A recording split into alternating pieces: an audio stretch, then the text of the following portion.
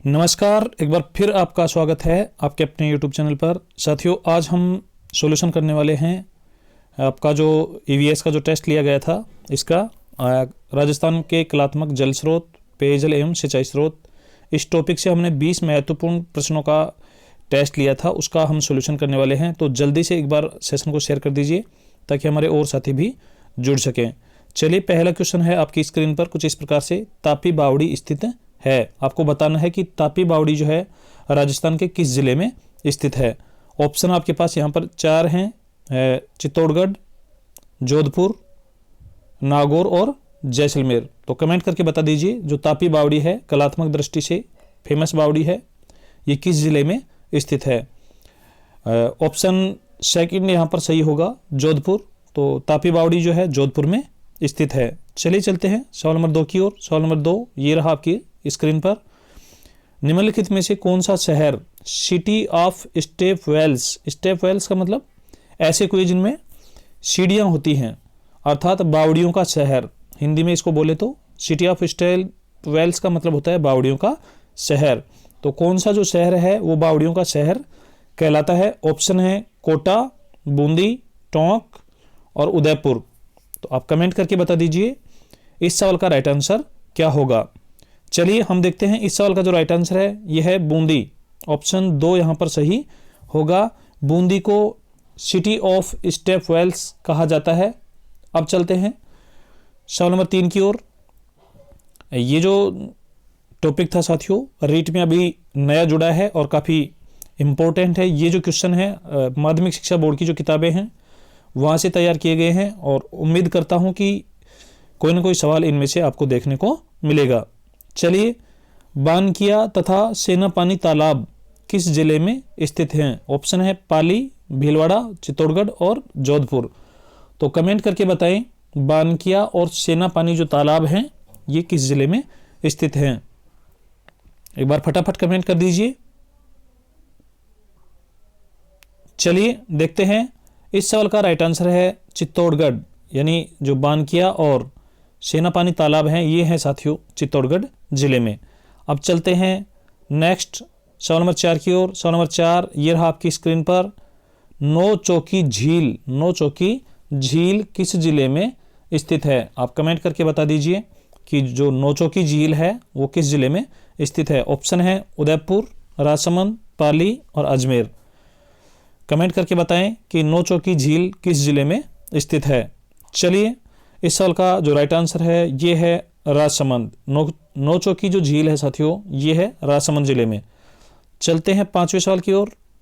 ये रहा आपकी स्क्रीन पर। निम्नलिखित में से कौन सा जल स्रोत में, यानी निम्नलिखित में से किस जल स्रोत में जल जो है ढकी हुई अवस्था में रहता है।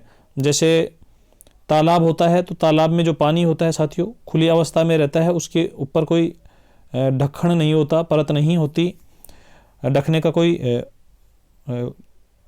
औजार नहीं होता।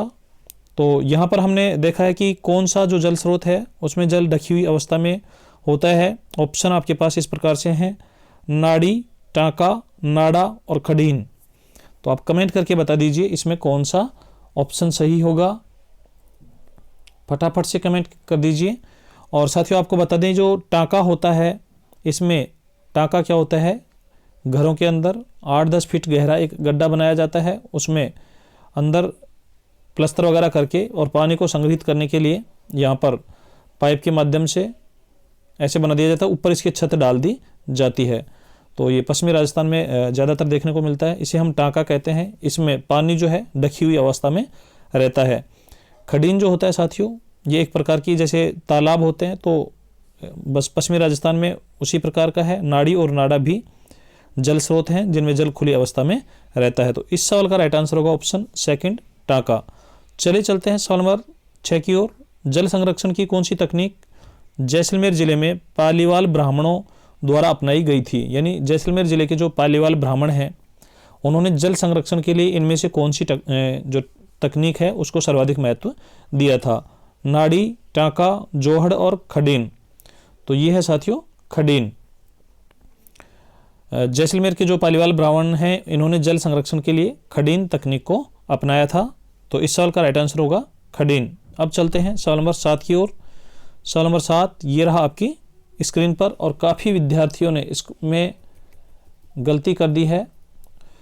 इंदिरा गांधी नहर परियोजना के अंतर्गत राजस्थान फीडर का प्रारंभिक स्थल कौन सा है? साथियों आपको बता दें, हमारी जो इंदिरा गांधी नहर परियोजना है ये सतलज और जो व्यास नदियां हैं उनके संगम पर यहाँ पर जो हरिके बैराज बना हुआ है उससे एक नहर निकाली गई है इस प्रकार से, और ये राजस्थान में हनुमानगढ़ जिले में मसीता वाली तक सीधी पहुँचती है। यानी हरिके बैराज से और मसीता वाली के बीच की जो नहर है उसका जो जल है वो न तो सिंचाई के लिए न पेयजल के लिए काम में लिया जाता है, अर्थात ये बिल्कुल पैक यहाँ तक आता है। ऐसी नहर को हम कहते हैं फीडर नहर, जिसका जल काम में नहीं लिया जाता। तो ये पहुँचती है मसीता वाली। अब हमारे इसके बाद जो आगे है वो मुख्य नहर है। तो हमारे जो साथी हैं, युवा साथी हैं जो प्रतियोगी परीक्षाओं की तैयारी कर रहे हैं, उन्होंने इसमें क्या चूक की है, उन्होंने मसीता वाली को ही याद रख लिया है, जबकि आपसे पूछा है कि राजस्थान जो फीडर है इसका प्रारंभिक स्थल कौन सा है। तो साथियों प्रारंभिक स्थल हरिके बैराज ही है, क्योंकि यहीं से ये स्टार्ट होती है, और इसका राजस्थान फीडर का अंतिम स्थल है मसीता वाली। और फिर इंदिरा गांधी की जो मुख्य नहर है उसका प्रारंभिक स्थल है मसीता वाली। तो उम्मीद करता हूं आपको ये सवाल क्लियर हो गया होगा। बहुत कम विद्यार्थियों ने, केवल 30% विद्यार्थियों ने इस सवाल को सही किया है, और अधिकांश जो विद्यार्थी हैं 55% विद्यार्थियों के आसपास उन्होंने मसीता वाली को ऑप्शन टिक किया है। तो चलते हैं अगले सवाल की ओर। सवाल नंबर 8 ये रहा आपकी स्क्रीन पर। चंबल नदी पर स्थित कौन सा बांध राजस्थान में नहीं है? चंबल नदी पर जो 4 बांध है साथियों, ये चंबल नदी है, देख लीजिए यहाँ पर। ये हमारा राजस्थान यहाँ से स्टार्ट होता है, तो ये अभी मध्य प्रदेश है। एक बांध यहाँ पर है, उसके बाद राजस्थान में चित्तौड़गढ़ जिले में, फिर कोटा बूंदी की जो सीमा है वहाँ पर। इस प्रकार कुल 4 बांध हैं। ये है गांधी सागर, ये है राणा प्रताप सागर, ये है जवाहर सागर, और ये है कोटा बैराज। साथियों बैराज क्या होता है?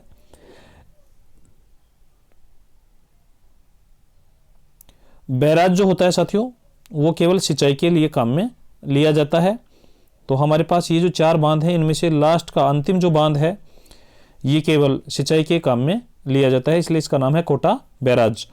अब यहाँ पर हम बात करें तो इनमें से कौन सा बांध जो है राजस्थान में नहीं है, तो साथियों ये आपको दिखाई दे रहा है गांधी सागर जो बांध है, ये मध्य प्रदेश की मंदसौर तहसील में है, मंदसौर तहसील में है। और यहाँ पर राइट आंसर हो जाएगा गांधी सागर। चलिए चलते हैं अगले सवाल की ओर। अगला सवाल ये रहा आपकी स्क्रीन पर। जाखम नदी पर जो जाखम बांध बनाया गया है चित्तौड़गढ़ जिले में, वो किस गांव में बनाया गया है? नागरिया गांव, अनूपपुरा गांव, बोरखेड़ा गांव, आसपुरा गांव। तो साथियों जाखम जो बांध है ये राजस्थान का सबसे ऊंचा बांध है, और ये जाखम नदी पर बनाया गया है चित्तौड़गढ़ में, और चित्तौड़गढ़ में ये बनाया गया अनूपपुरा गांव में। तो इस सवाल का राइट आंसर होगा अनूपपुरा, ऑप्शन सेकंड यहाँ पर सही होगा।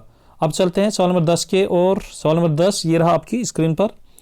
करौली जिले के गुडला गांव में स्थित पांचना बांध जो है ये किस नदी पर स्थित है? तो साथियों पांचना जो बांध है ये 5 नदियों के संगम पर स्थित है और करौली जिले में स्थित है। अब उन 5 नदियों में से यहाँ पर ये कौन कौन सी नदियाँ हैं देख लीजिए।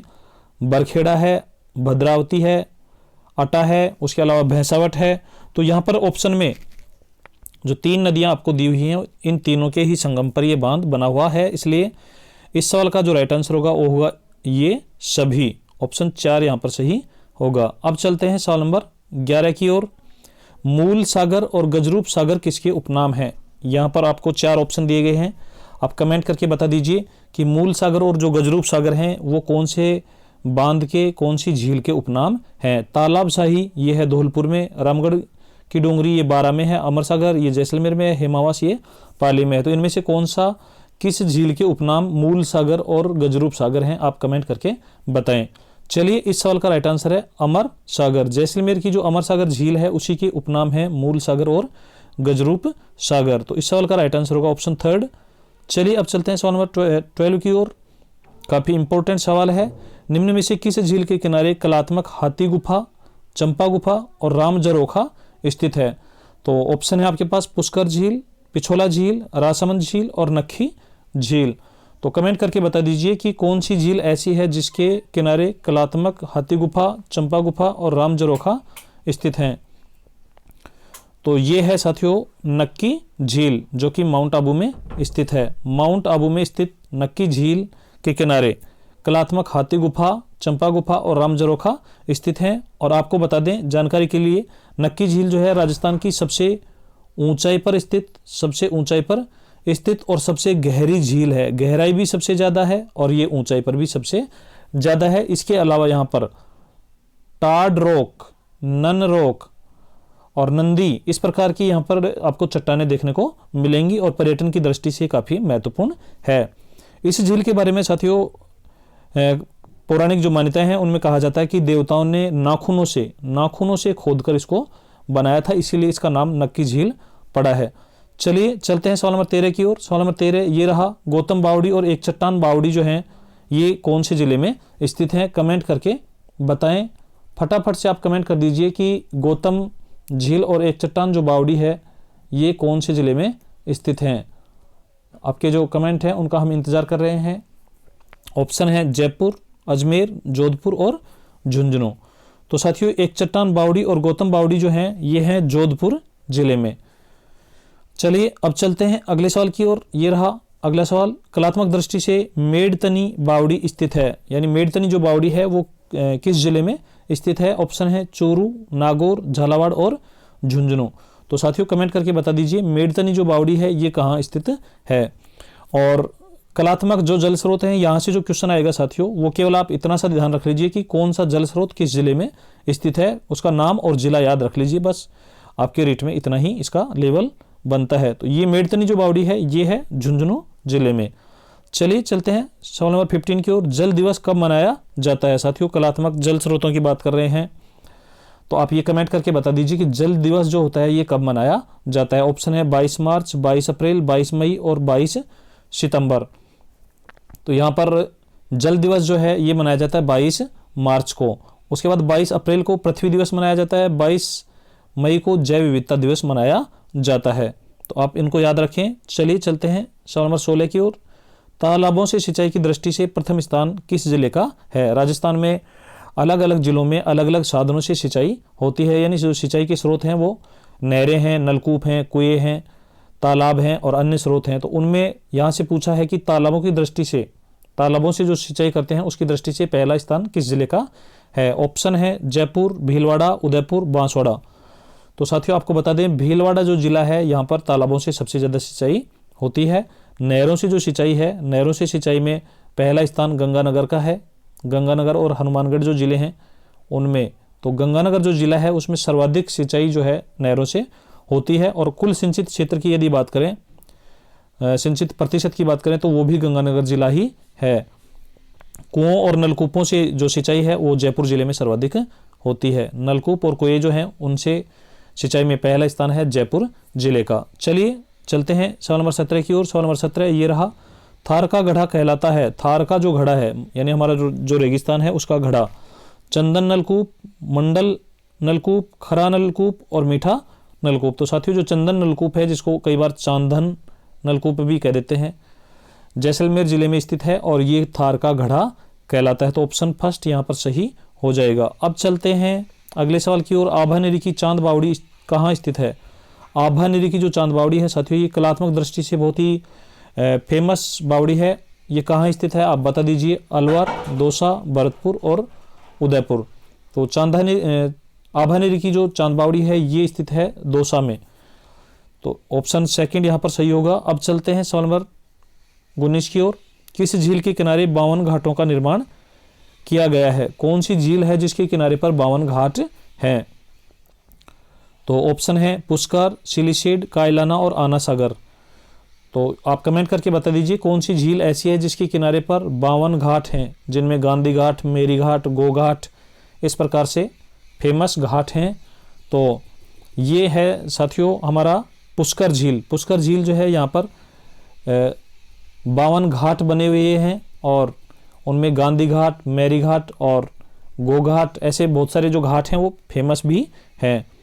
चलिए चलते हैं सवाल नंबर 20 की ओर। ढेबर झील किस झील का उपनाम है?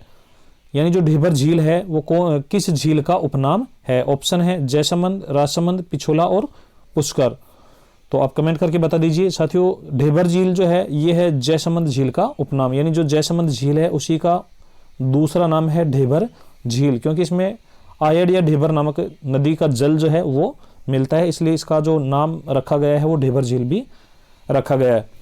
तो ये था हमारे आज के पेपर का सॉल्यूशन। आपको सॉल्यूशन कैसा लगा कमेंट करके ज़रूर बताएं, और इसी प्रकार के टेस्ट देने के लिए साथियों आप studysewa.com को गूगल में सर्च करें, वहाँ पर आपको इसी प्रकार के टेस्ट देखने को मिल जाते हैं। चलिए बहुत बहुत धन्यवाद, मिलते हैं नए टेस्ट के साथ। तब तक के लिए आप पढ़ते रहिए, मस्त रहिए। जय हिंद, जय भारत।